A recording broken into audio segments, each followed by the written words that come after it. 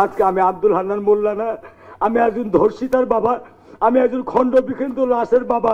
রাস্তায় বের হলে বলে রামেশার বাবা, আমি তো রামেশার বাবা হয়ে থাকতে চাইনি, একজন ধর্ষিতার বাবা হয়ে থাকতে চাইনি। অবস্থা আমাদের প্রতি বছর প্রতিনিয়ত এই 52 বছর যাবৎ কখনো না কখনো কোনো না কোনোভাবে আইন করা হয়, নানানভাবে নানান ধরনের আইন করা হয়, কিন্তু সে আইনের বাস্তবায়ন আমরা সেটা খুব একটা দেখি না। আবার যদি বলবি যে বাস্তবায়ন কিছু সরকারি করবে, আমার কাছে তা মনে হয় না। আমি খুব মূর্খ একজন মানুষ।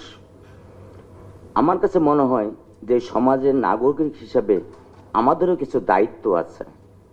সে সঠিক দায়িত্বগুলো যদি আমরা পালন না করি, তাহলে এক ফ্ল্যাটের এক দরজা থেকে এক দরজার দূরত্ব হচ্ছে 3 ফিট।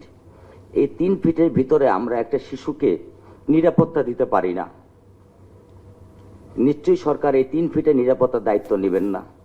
সেখানে আমাদের পরিবার, এক পরিবার থেকে আরেক পরিবারের পারিবারিক সম্পর্ক, পরিচিতি এবং সৌহার্দ্যপূর্ণ সম্পর্ক যদি আমরা তৈরি না করতে পারি, তাহলে এরকম মনে হয় আরো হাজার হাজার রামিসা ক্ষত বিখণ্ডিত হয়ে আমাদের রাস্তায় পড়ে থাকবে, আর এই নরপিশাচরা তাকে খণ্ড বিখণ্ডিত করবে।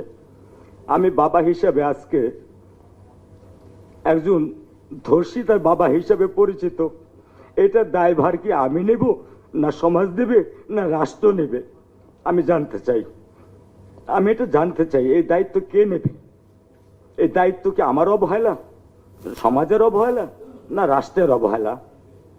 আমি আজকে খণ্ড বিখণ্ডিত আমার শিশু সোনার টুকরার সন্তান, তার দায়িত্ব কে নেবে? আমি কি তার জন্য দায়ী, না কে দায়ী? আমাদের এই জন্য ভবিষ্যৎ প্রজন্ম রক্ষা করবার জন্য আমাদের কি করণীয় প্রয়োজন? হয়তো বা আমার প্রতি আপনারা বিরক্ত হতে পারেন বা মনক্ষুণ্ণ হতে পারেন।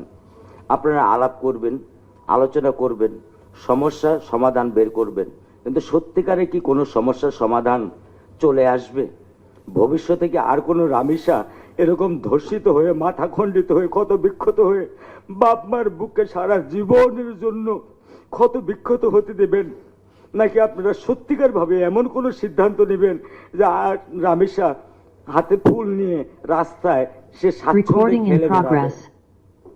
রাস্তায় খেলে বেড়াবে, বাবার হাত ধরে দৌড়ে বেড়াবে, মার বুকের মধ্যে মুখ লুকাবে, সে কোনো ভয় পাবে না?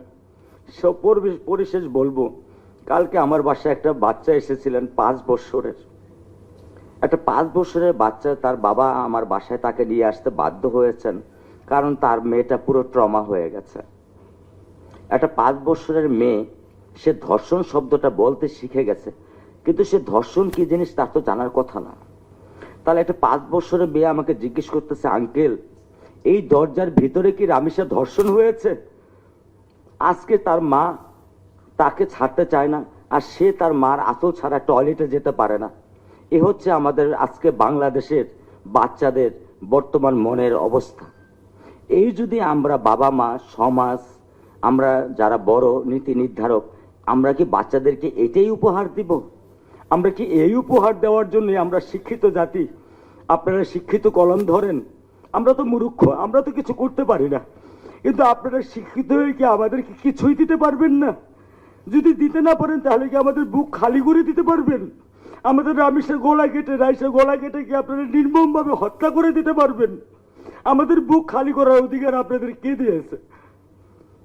একটা বাচ্চা যখন মার পেটে আসে 10 মাস, সেদিন আপনারা মা সামনে এখানে আছেন, আপনারা জানেন কতটুকু কষ্ট হয়। পাশাপাশি স্বামী হিসাবে যে বাচ্চার কষ্টে দায়ভার তার স্বামীকেও নিতে হয়।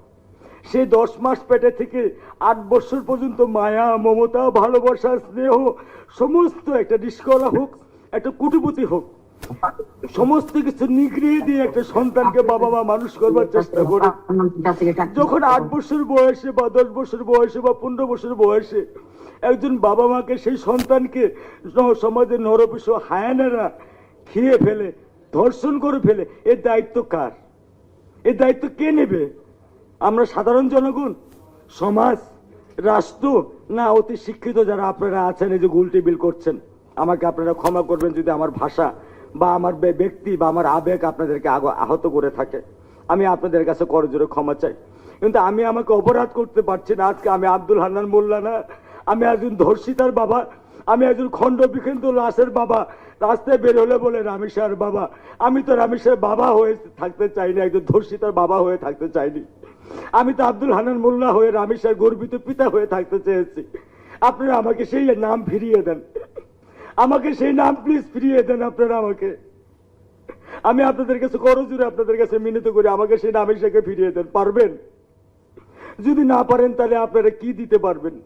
এমন একটা অন্তত সমাজ ব্যবস্থা দেন, যে ব্যবস্থা আর কোনোদিন রামেশের বাবা মাদের বুক খালি হবে না, আর কোনো বাবা মা সারা জীবনের জন্য কান্নার পথ খোলা থাকবে না।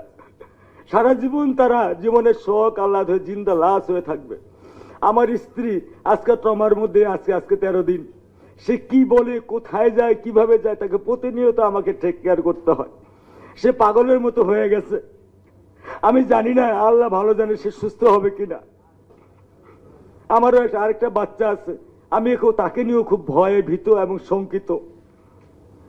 আমি আর বেশি কিছু বলতে চাচ্ছি না, বলতে পারছি না। আপনারা আমাকে দোয়া করবেন যেন আমি আমার মনকে শান্ত করতে পারি, আমার পরিবারের জন্য দোয়া করবেন। আসসালামু আলাইকুম।